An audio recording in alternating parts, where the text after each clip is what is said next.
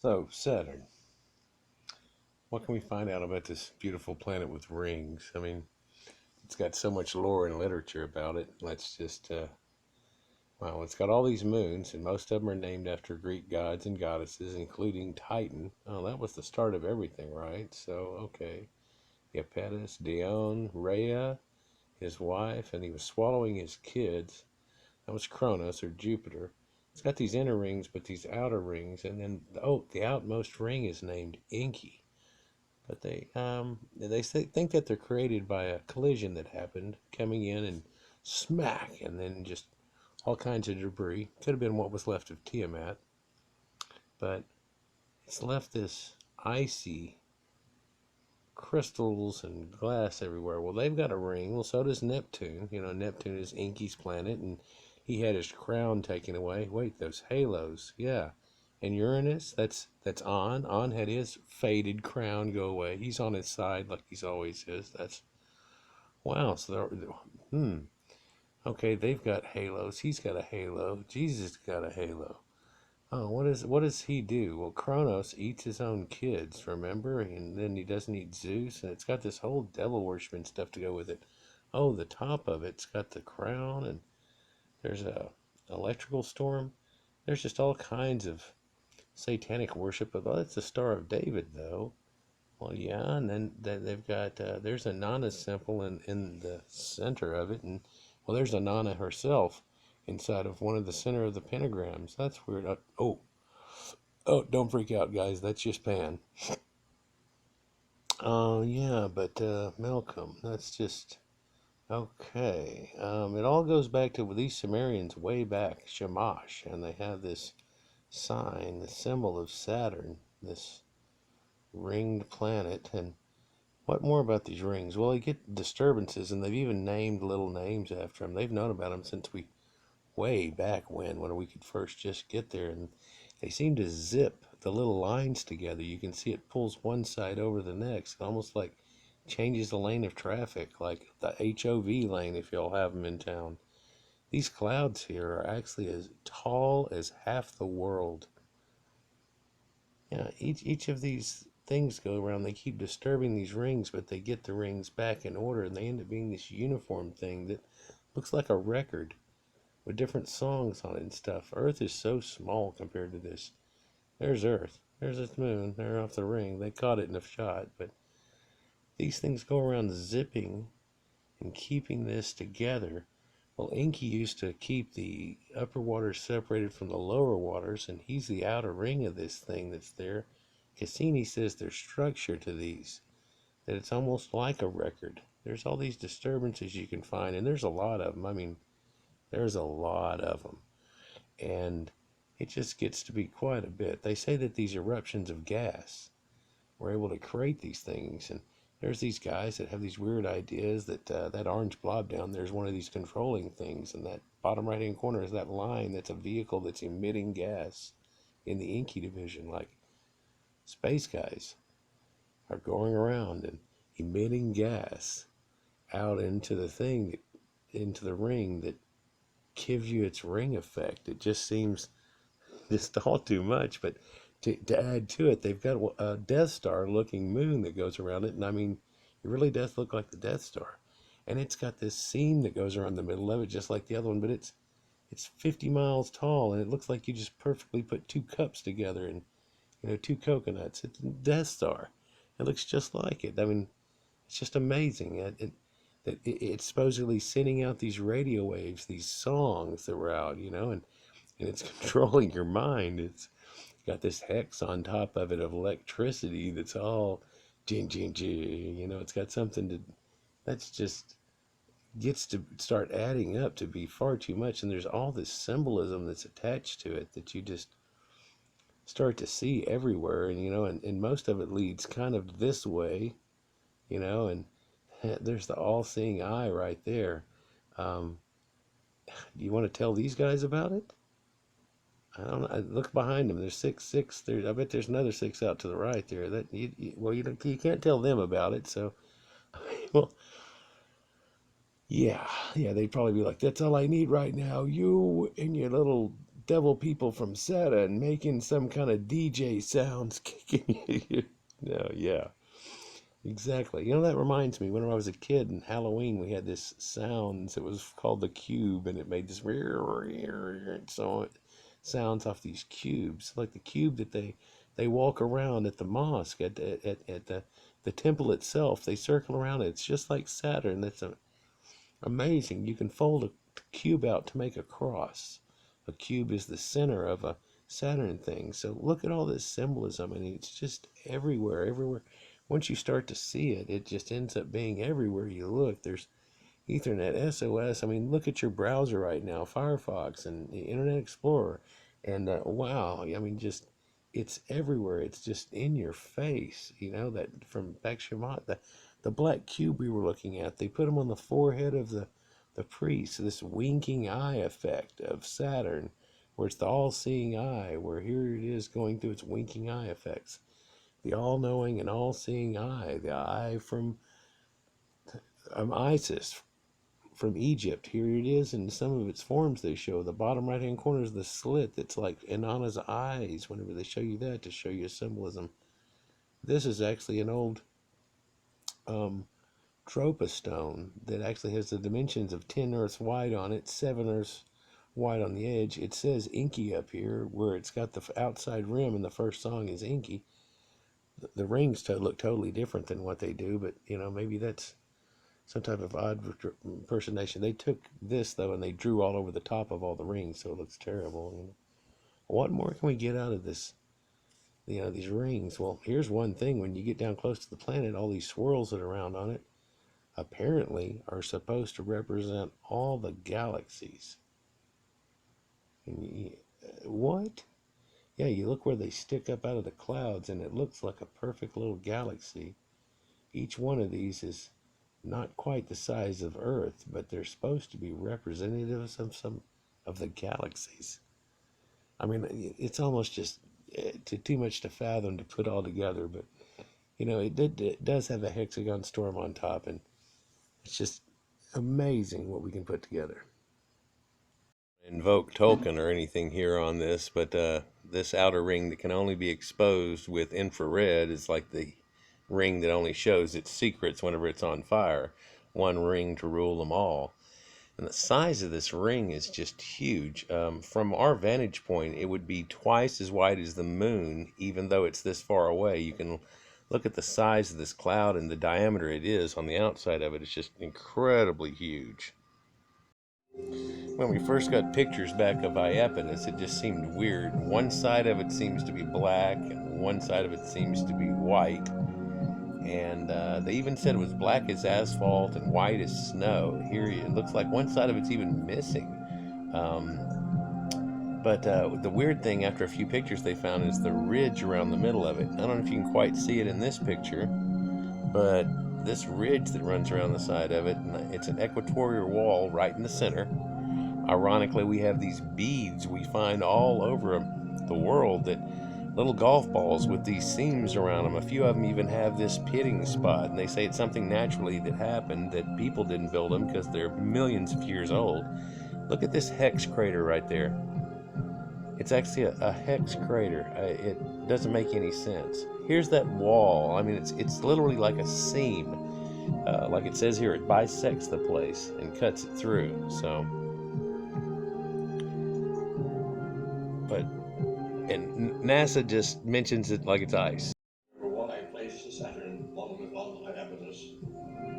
At that time, in the early days of the space age, Earth-based telescopes couldn't show any details of the celestial body.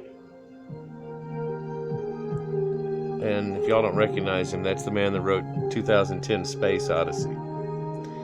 And this is the moon that actually, back in 2010 Space Odyssey, supposedly had a monolith on it that gave man the clue.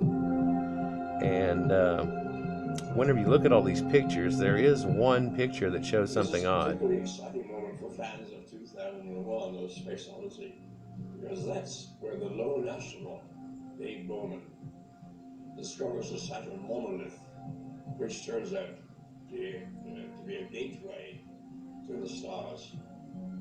You can see this blow up picture here. Well, that thing right there would be like 24 to 26 miles tall.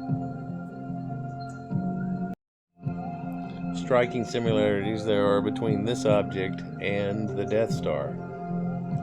An inverted seam, but just striking. Here's those little beads that people find with these lines all around them that are made by humanity. I mean, it really looks very much like it. I've seen them with outward extended ridges too that go all around them. This look right here, ironically, the man that built the coral castle has their picture of Saturn, and it just looks very much like this with a ridge around it.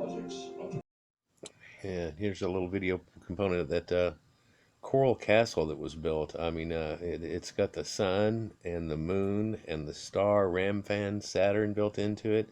He had the secret knowledge here that when he rebuilt this of the Egyptians supposedly built this on him all himself. He's got some blocks in here that reaching up towards 20 tons that he moved all himself. Just amazing. But you can see this iconography here and that Saturn, the way it kind of just has a ridge around the outside of it. I guess you couldn't make too much wider than that or it would crack off easy, but still. Well, this place is a huge, huge complex that this man, Ed Scanlon, built all himself, and these giant things. If you look on the left-hand side, there's a table. There's all kinds of chairs around there. There's a rocking chair that actually works itself. In the top left-hand corner, you can see the earth and the moon and the stars that he had built there. And that doorway that's just top of middle, that's just about right there, a 3-year-old kid can push that thing around in a circle. And it just a rotating door that he had built, and he said that he knew the secret of the pyramids. By the way, this piece right up here, this tower here is about 30 tons that he set inside there and set on top of another platform that he had built. It's just an incredible feat of workmanship. But inside of this, there is iconography everywhere. Look at this six-pointed star there that's in the bird feeder or the fountain that he had built. There's another picture of it on the right, and you can see how together this makes a ram's horn in the background here, and you can go the other way and it makes another one.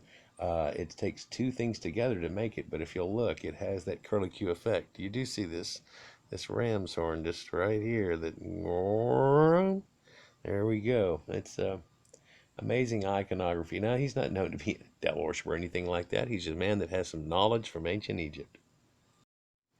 This is an image of Coral Castle that actually sights the northern star from Florida through two stones that he's bored holes through, and it perfectly sights the northern star.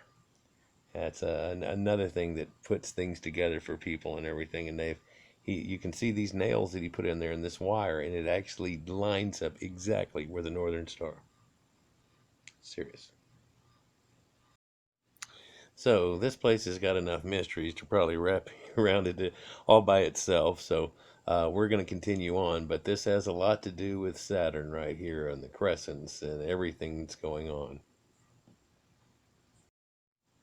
Another oddity now that they found is that they say the heat radiation off of two of its moons, Tethys and Mimas, both look like Pac-Man.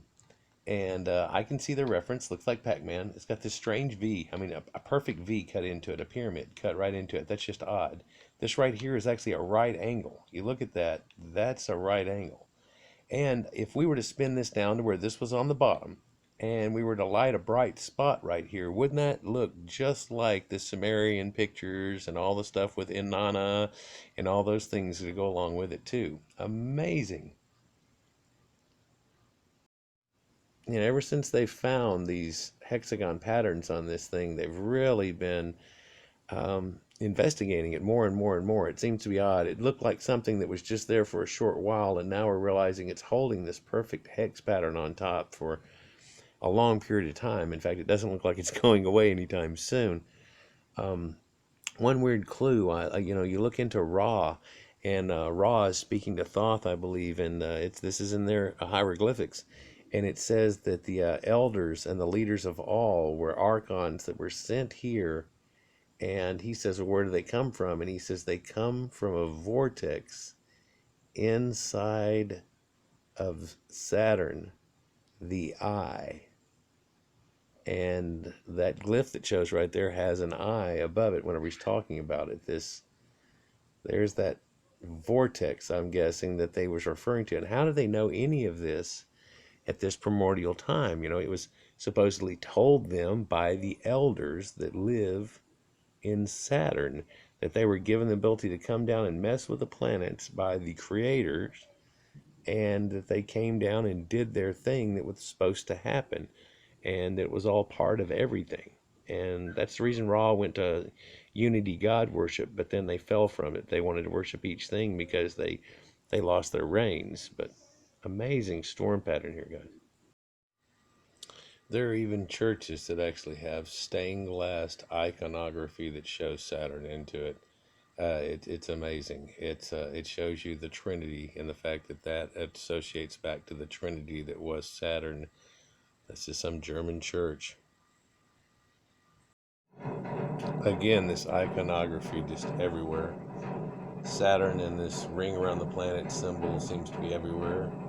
I mean, yeah, I know communications can say that it means that it goes around the world, but you just keep looking. I used to work for these people. Look at these cubes, this Borg, this communication, this Saturn image, this swirling vortex of cubes. I mean, I don't want to sound like a fool here, but I mean, look at this iconography. Look at this. It seems to be everywhere. It seems to be just taking you in like a whirlpool, like they just showed. I mean, these cubes, it just gets strangely out of hand. They're supposedly talking to you in a sine wave. They're talking to you in this symbol, this sine wave that comes at you. So you can see it in the reading rainbow thing. I mean, look at this McDonald's commercial that's coming up, and it's just.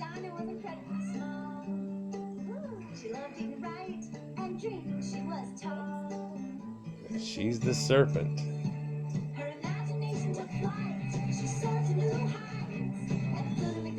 And what does the serpent do?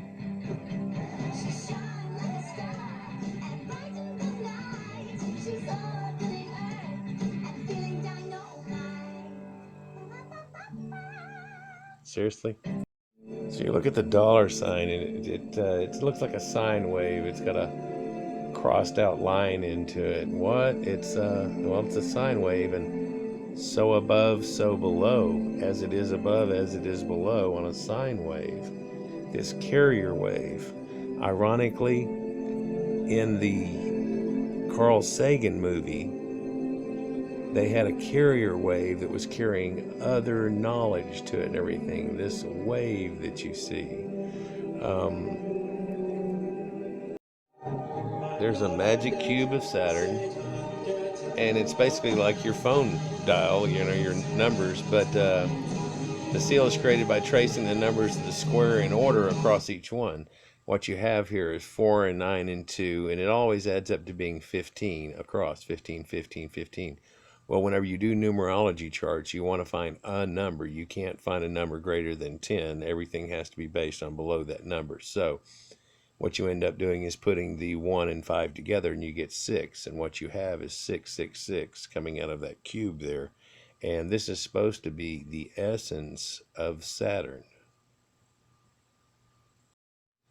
In ancient rituals, Saturn represents the forces of containment, as in the cube, of it as in time and its linear effect, or infinity, and death. And it's used in many of a thing called a stagnation or stagnodian ritual, which was meant to like lock things in place, to contain, to trap. It was used because it had this holy halo around it, this ritualistic God symbol that told you it had that power, the power to use against others in satanic rituals and things, but the power to use against ourselves in Christianity and all other religions. Greek, Roman, every one of them have this representation. Here's a list of the things that Saturn rules over. See if any of this hit home with you. He does over structure of things, respect, obedience, and tradition. restriction, control, and authority, time and matter, fear, poverty, and death. I mean, even the symbol for Wi-Fi that we've adopted, it seems to have this yin and yang effect trapped in this Saturn ring, and the symbol for Bluetooth. Look at that. That's that symbol of Saturn. That's that Masonic symbol. I mean, what the hell is this with communications? Skype itself. What? Look at the symbol for Skype, the little icon. Yeah, that's yeah. So maybe it's just nothing. Maybe but you have things like www dot World Wide Web. What does that go? Well, www. Each W has 5 points. There's three W's. That adds up to 15. 15. That 1 in 5 thing becomes a 6 again. You've got this triplet of 666 going on again. Maybe that's not nothing, but that sure does just add to the effect. And now if you put a W on top of a W upside down that looks like an M, we come right back to that same symbol again. I mean, wow. So geometry is always involved in this. Here's the primer for, I guess, the Fibonacci code, and it shows you a 1 3 6 9 representation, how you get an angle and cosine, and then without the cosine, sine comes to Earth. Well, look at that. The symbol for cosine is got the line cut through it. It basically looks like a Saturn thing. And then because sin came down to Earth, it causes the problem that's been done, and this can be extrapolated and bounced around in there just like a spirograph, and you end up coming out with a Jewish star.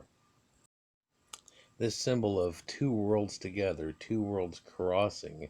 Ironically, look at these children's ideas even here.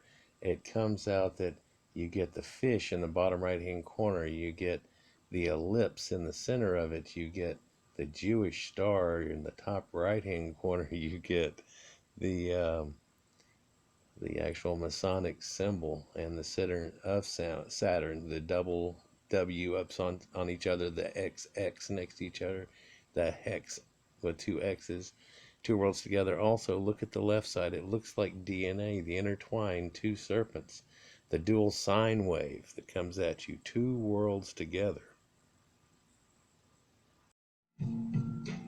Now, I'm not going to do like this guy does and say that everywhere that you've got a couple of X's together that it ends up making the symbol, and that's what it's for. It's clearly just a design sometimes, but then again, you wonder why it's in design so much.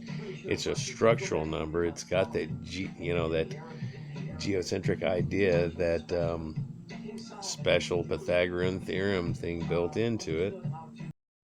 So here we have a representation of that same Masonic symbol, and it shows you that it relates to Betelgeuse and Bellatrix, Siph and Rigel, and the middle three stars, Alanitak, Alinian, and Mintaka. And it says that the center one of those is considered to be the home of the Galactic Council, or the center of everything. And it's supposed to be a gate. This is supposed to be a symbol of a gate. An opening. So the sigil of Saturn, what you do is, if you look here, you go from 1 down here, 1 2 3 4 5 6 7 8 9, and the symbol it produces is that.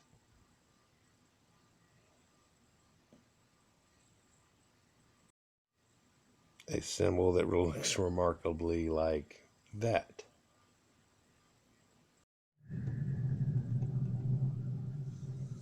So is that really a Jewish symbol? I mean, let's see what we've got here. Hinduism has that symbol.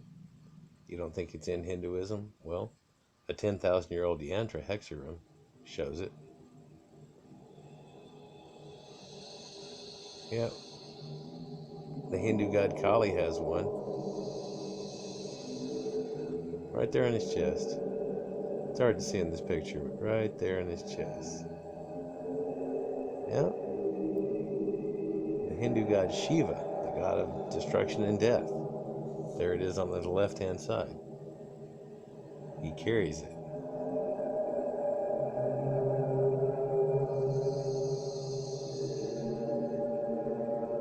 Another temple in Varkala. This is Hindu stuff. They have this. By the way, that's that symbol 3, and they say it means the triad of their gods, which is not the triad that we're talking about in Christianity. It's the triad that Saturn has. Look in these ancient temples. Carved on it, they have the symbols. And look at that, a pyramid inside Buddhism. They have the same symbols. Go to a mandala in Nepal. You can see the same symbolism. You go to Tibet. There it is. Kathmandu. Want to go to Kathmandu? And you can't see it here. It's on the gate. See if I can get a zoom in on the gate. Yeah. There we have the exact same symbol. On all these places, it's not just a Jewish star. It looks like it's quite possibly everywhere. Look at this Japanese shrine built in. Looks like these Temple of Inanna pictures that I have of the Baal temples. All through the Orient. Well, Islam, no, they wouldn't have a Jewish star, would they? Well, mosques have them all over them too. Mosques have them right there in the upper windows. Let's look at another mosque. It has the same symbolism. Got to get in close on it here, but they are all over this stained glass thing. The rosettes that are all around it, and in that central picture right there. Who is the God of this world? Well, the Bible says that Satan is the God of the world until Jesus comes back. What does Corinthians say? The God of this world has blinded men. God of this world.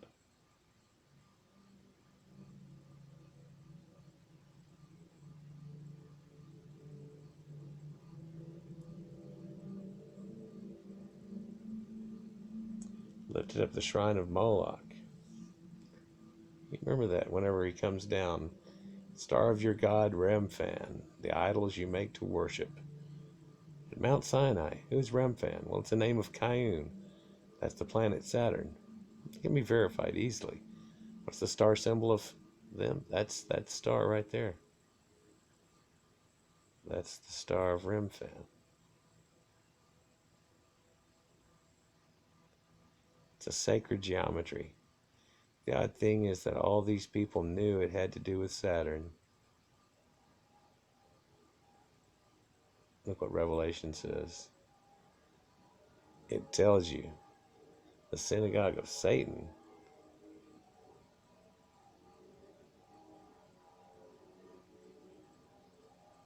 Whose image is Jesus anyhow? Doesn't say Jesus was a comely person. That's somebody else. All the inhabitants of the earth will worship the beast, all whose name has not been written in the book of life. Put on the whole armor of God, and you may be able to stand against the wiles of the devil. Well, who's the God of this world? Well, Satan actually offered Jesus, apparently. He said that it was his to give. The devil, this thing that has to do with all these sacrifices. Quetzalcoatl, all these death sacrifices. Kukulkan, Raphan, Kaiwan, Kayun, Saturnus, Stir, Lucifer, 666. These are all names for this creature.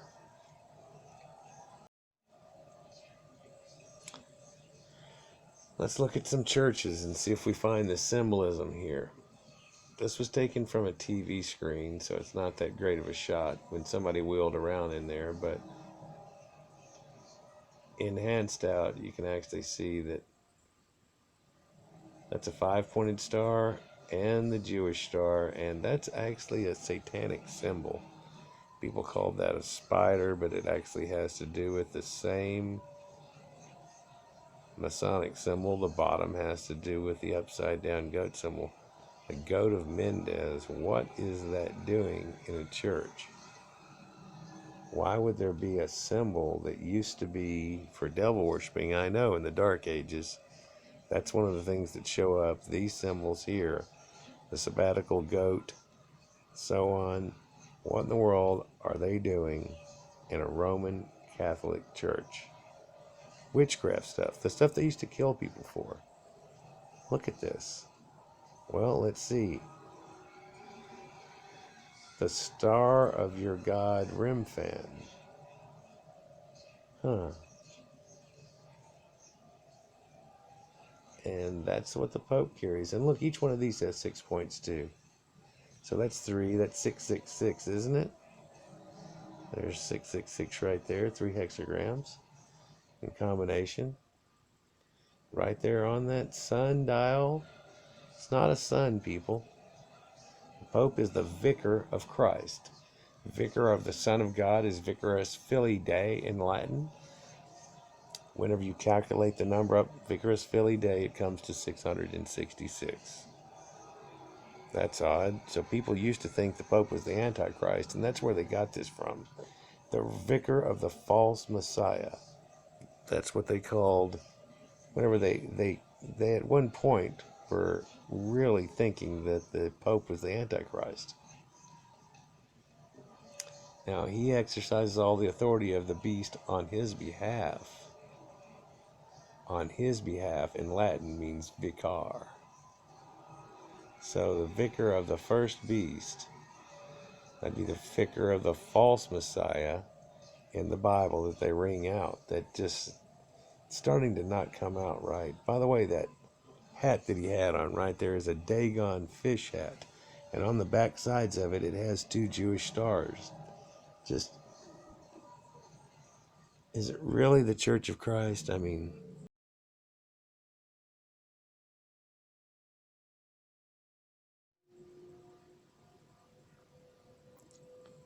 so here we have a Baphomet symbol.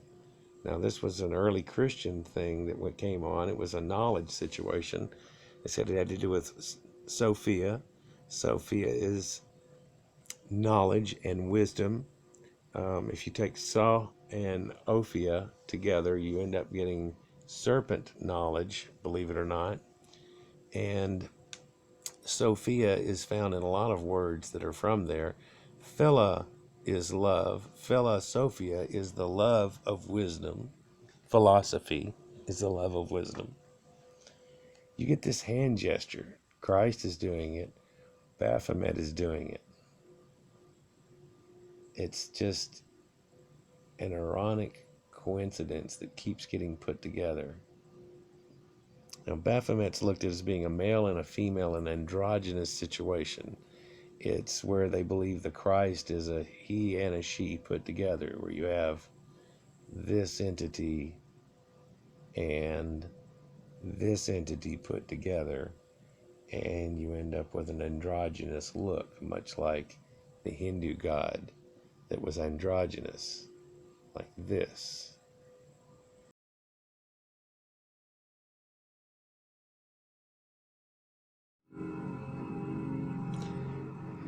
So we find this hexagram on there, and I can find it all the way back to the Sumerian times with the god Ninurta.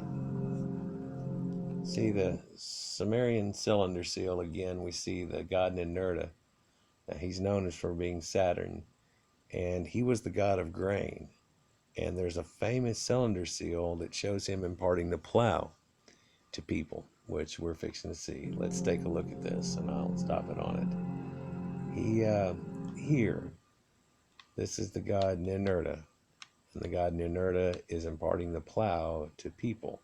Now, they've taken this down a little bit, but here is an envoy, an angel, or priest, who is taking this person and going, come on, come on, come on, come on, talk to this guy. He's showing you how to make a plow, so he's taking him to him. But in this view, There's the whole thing that I always have in Sitchin, where, this is the planet Nibiru over here and all these type of things and stuff. Well, if you look at the Marduk legend, Nibiru ends up coming out to be Saturn, doesn't it? Okay, well, let's look at this. This is a six-pointed star right here. It's a six-pointed star, and he's the center of it, and he's the control of all the other stars, all the other planets. You get that, right? You can see this. That six-pointed star right there. And he is the controller of all above that.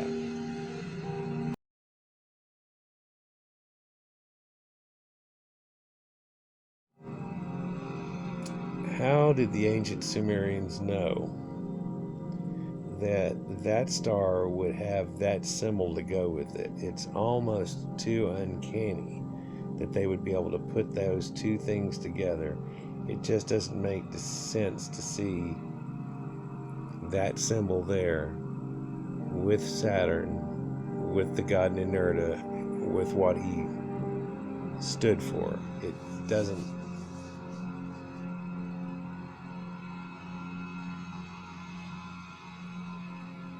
So look at this cylinder seal here, and ironically, now it shows you again this eye situation. Now that you see it in a closing and an opening of an eye, and they talk about how he was given four wings because it's a symbol that whenever he's asleep, he's awake, and when he's awake, he's at rest. And also, whenever he flies, he's at rest, but when he's at rest, he's able to fly. I mean, what the hell is that supposed to mean? But on this cylinder still here, you see this Jupiter symbol right here, the circle and the ring around it, the planets that go out from it, and that symbol there that goes with it. This would be Mars, Jupiter, Saturn. So let's look and see how that actually correlates with these planets right here. It correlates perfectly with them. So there it is, that all-seeing eye motif that we're getting to be also familiar with, that represents this planet here.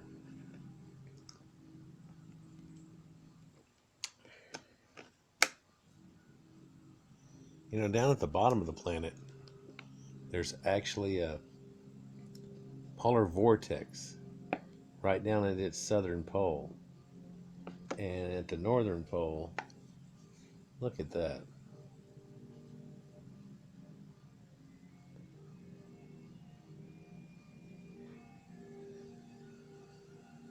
York, Westminster, with a triangle in it.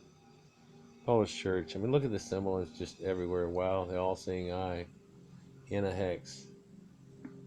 Right there. Freemasons, of course, have the all-seeing eye on the pyramid. Boom, there it is on the back of a dollar.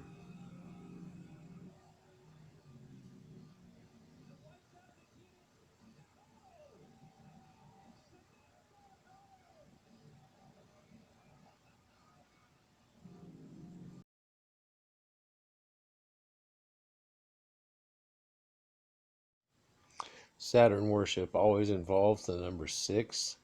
Saturn is the 6th planet of the solar system, 6th away from the sun. The 6th day of the week, Saturday, is named after Saturn, Saturday. By the way, the Hebrews, and you look into this, their old holy day, the Sabbath, was Saturday, was changed to Sunday when Roman Catholics took over. It was Saturday. And the polygon is a six-sided object too, so there's your famous 666 that can go with it. You try to not bring the Bible into everything, but it says we wrestle against the rulers of darkness of this age, against spiritual hosts of wickedness in the heavenly places. It's got to be the temples. That's Ephesians 6:12. Apollo had no direct Roman equivalent, but there was one in Egypt. And everybody always says that's the moon cradle, but that's not. Nimrod is associated with goat horns and bull horns.